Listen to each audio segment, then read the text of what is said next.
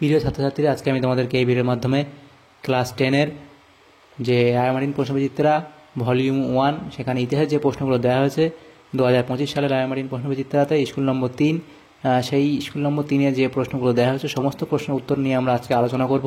Page নম্বর 228, সেখানে ইতিহাসের যে প্রশ্ন দেওয়া হচ্ছে এমসিকিউ, এসিকিউ টাইপসের প্রশ্ন এবং বড় প্রশ্ন, সব প্রশ্ন উত্তর আমরা আজকে এই ভিডিওর মাধ্যমে আলোচনা করবো। এবং এর আগের যে স্কুল ছিল সেই স্কুলগুলোরও প্রশ্ন উত্তর আমরা অলরেডি চ্যানেলে আপলোড করে দিয়েছি, তোমরা প্লেলিস্ট থেকে সেই প্রশ্ন উত্তরগুলো অবশ্যই সেখান থেকে দেখে নেবে। তো আজকে আমাদের 3 নম্বর যে স্কুল সেখানে কি বলা আছে দেখো, এখানে তৃতীয় স্কুল দেখো, এখানে বলা আছে Barasat PCS government high school. এখানে বিভাগ ক এর মধ্যে এমসিকিউ টাইপ প্রশ্ন, 10টা এমসিকিউ টাইপ প্রশ্ন দেওয়া হয়েছে, একের দাগের প্রশ্ন। সঠিক উত্তরটি বেছে নিয়ে লেখো। 1.1 দাগের প্রশ্নতে কি বলা হয়েছে, মোহনবাগান ক্লাব IFA শিল্ড জয় করেছিল 1890, 1905, 1911 নাকি 1917 খ্রিস্টাব্দে। সঠিক উত্তর অপশান গ, 1911 খ্রিস্টাব্দে। নেক্সট প্রশ্ন, গ্রিন ইম্পেরিয়ালিজম লিখেছিলেন রামচন্দ্র গুহ, মাধব গ্যাডগিল, রিচার্ড গ্রোভ নাকি র্যাচেল কারসন। সঠিক উত্তর হবে অপশান গ, রিচার্ড গ্রোভ।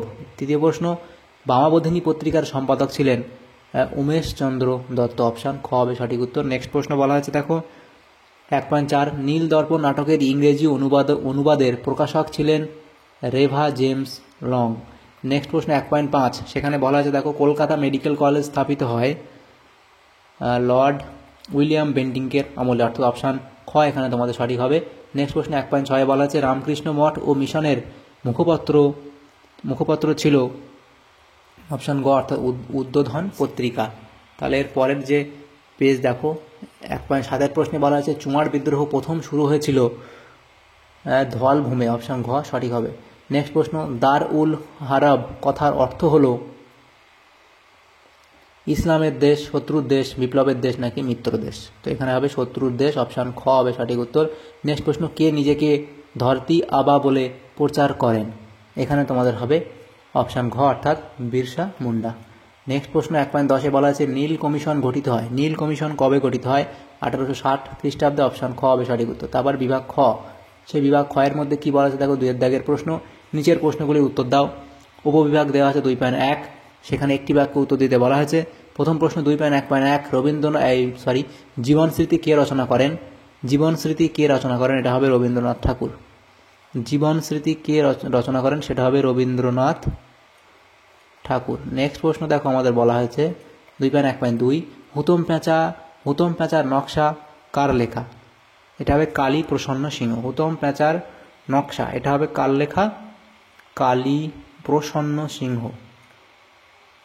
তাহলে এখানে দুটো যে প্রশ্ন ছিল একটি বাক্যে উত্তর দাও, সে দুটো হয়ে গেল। নেক্সট প্রশ্ন দেখো উপবিভাগে 2.2, ঠিক ভুল নির্ণয় করো। প্রথম প্রশ্ন, হিন্দু প্যাট্রিয়ট পত্রিকার প্রথম সম্পাদক ছিলেন ডিরোজিও। এটা ভুল বলা হয়েছে। নেক্সট ছিল প্রশ্ন, হাজি শরীয়ত উল্লাহ ফরাজি আন্দোলনের নেতা ছিলেন। এটা ঠিক বলা হয়েছে। দেখো উপবিভাগ 2.3-এ কি বলা আছে, নিম্নলিখিত বিবৃতিগুলির সঙ্গে সঠিক ব্যাখ্যাটি নির্বাচন করো। প্রথম বিবৃতি বলা হচ্ছে সরলা দেবী চৌধুরানী লক্ষ্মীর ভাণ্ডার প্রতিষ্ঠা করেছিলেন কেন? ব্যাখ্যা 1, বিদেশি পণ্য বিক্রির জন্য। ব্যাখ্যা 2, স্বদেশি পণ্য বিক্রির জন্য।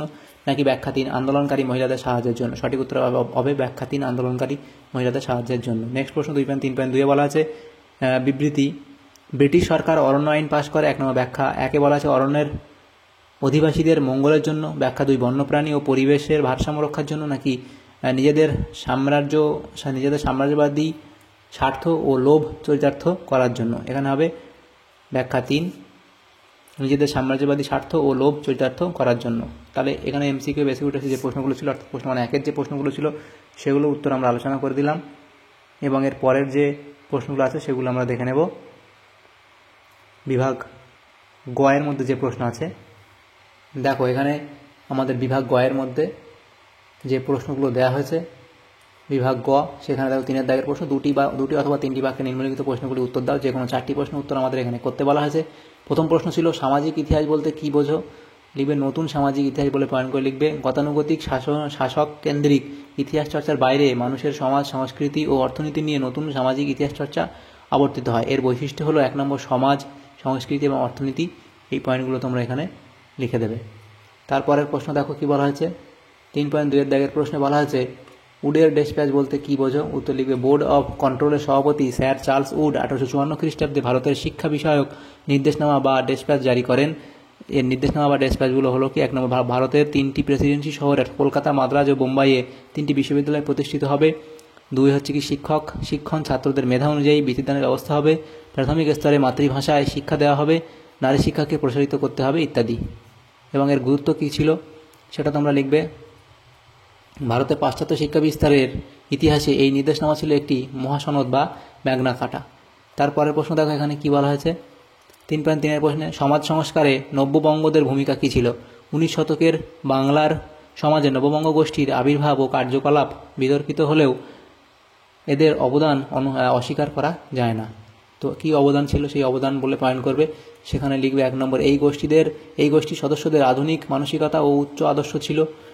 দ্বিতীয় হচ্ছে কি, হিন্দু সমাজের কুপ্রথাগুলির দিকে মানুষের দৃষ্টি আকর্ষণ করার এবং যুক্তির আলোয় সনাতন রীতিনীতিকে যাচাই করার পক্ষপাতী ছিলেন তারা। তৃতীয় হচ্ছে, তারা নারী পুরুষের সমানাধিকার, নারী নির্যাতন, নারী শিক্ষা, বিধবা বিবাহ, দাস প্রথা, সংবাদপত্র নিয়ন্ত্রণ বিধি, একচেটিয়া বাণিজ্য প্রভৃতি বিষয়গুলি নিয়ে আলোচনাতেও মত প্রকাশ করেন। অনেকে তাদের কালা পাহাড়, উচ্ছৃঙ্খল ও সমাজ বিচ্ছিন্ন উগ্র গোষ্ঠী, আবার কেউ কেউ তাদের কাঞ্চনজঙ্ঘা চূড়া, আলোর ঝলক ও দেশের ভবিষ্যৎ বলে উল্লেখ করেছেন। তারপরের প্রশ্ন দেখো কি বলা হয়েছে এখানে।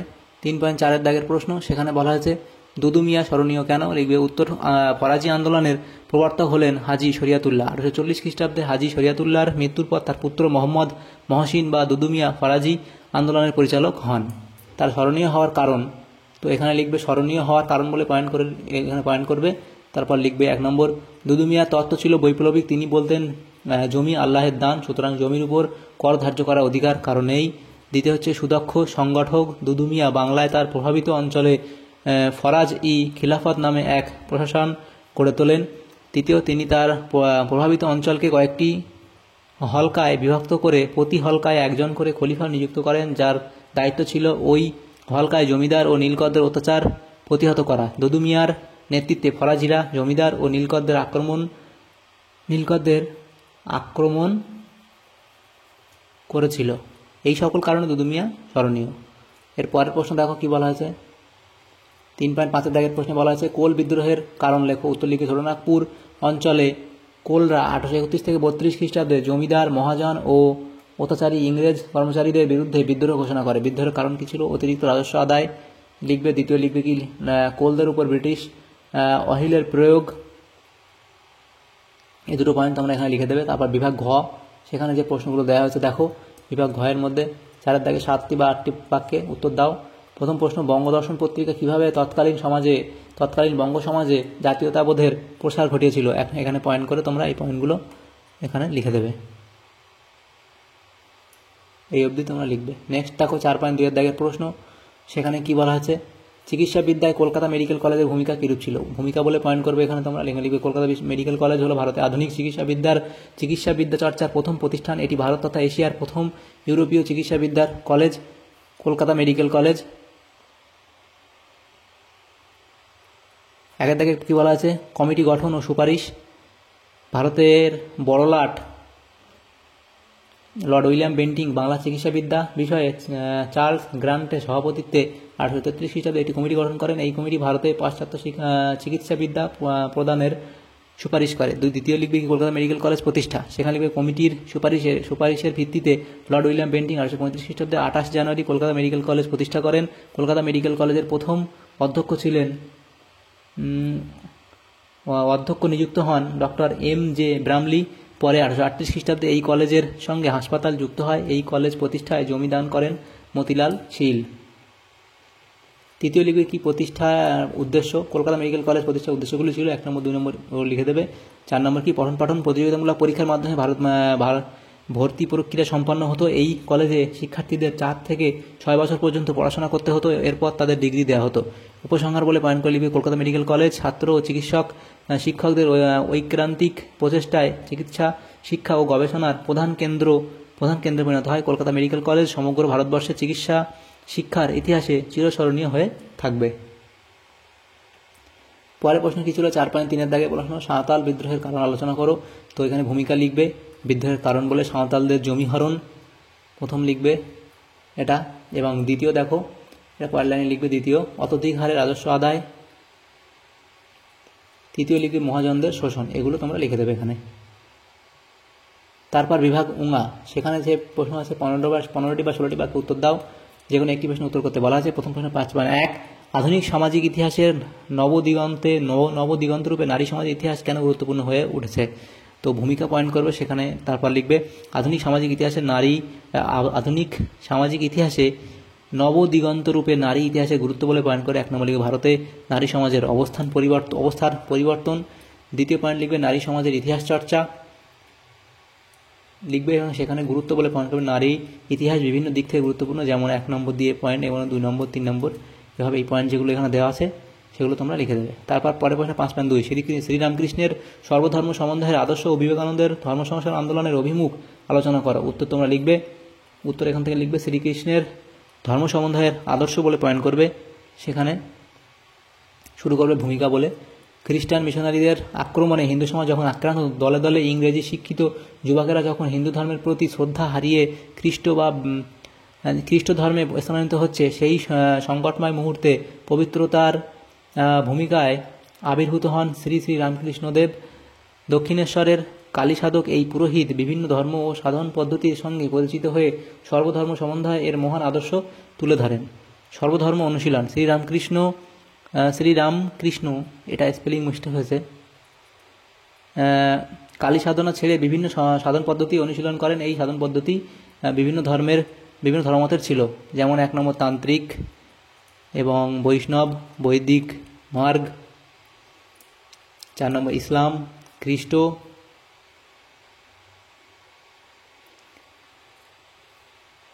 বৌদ্ধ এবং জৈন। এগুলো তোমরা লিখবে, লেখার পরে সমন্বয় বলে লিখবে।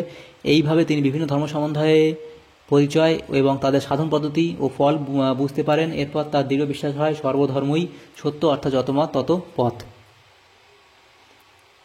তারপর এখানে লিখবে আদর্শ বলে লিখবে, সেখানে শ্রীরামকৃষ্ণের বাণীর মূল কথা ছিল শিবজ্ঞানে জীব সেবা, এজন্য সংসার ত্যাগ করার প্রয়োজন নেই। ঈশ্বর দেবালয়ে থাকেন জীবের মধ্যে, জীব সেবাই হলো ঈশ্বর সেবা।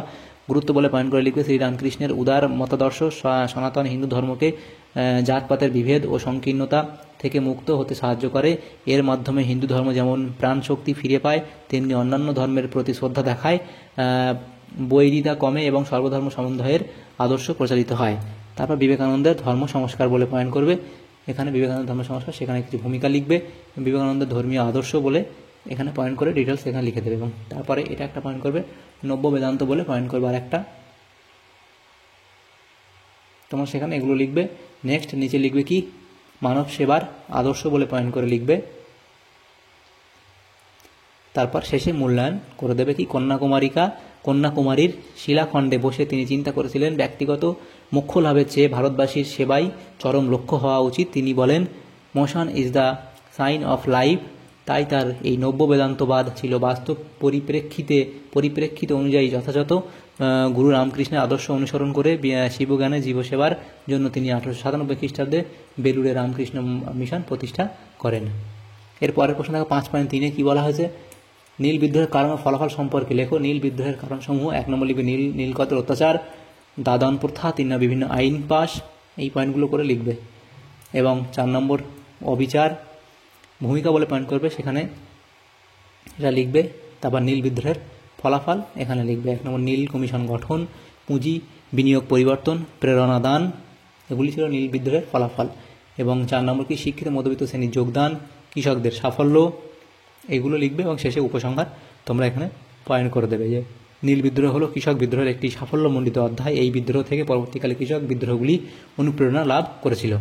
তাহলে আমাদের ইতিহাসের 3 নম্বর যে স্কুল ছিল মাধ্যমিক 2025 সালের এই রায়মার্টিন প্রশ্ন বিচিত্রাতে, সেই প্রশ্নগুলো সমস্ত প্রশ্নের উত্তর আমরা আলোচনা করলাম এই ভিডিওর মাধ্যমে। তো যদি ভিডিওটা তোমাদের সামান্যতম উপকার এসে থাকে তো অবশ্যই একটা লাইক করবে, এবং চ্যানেলে যদি নতুন হয়ে থাকে অবশ্যই চ্যানেলটাকে সাবস্ক্রাইব করে রাখবে পরবর্তী স্কুলগুলোর প্রশ্ন উত্তর পাওয়ার জন্য। Thanks for watching.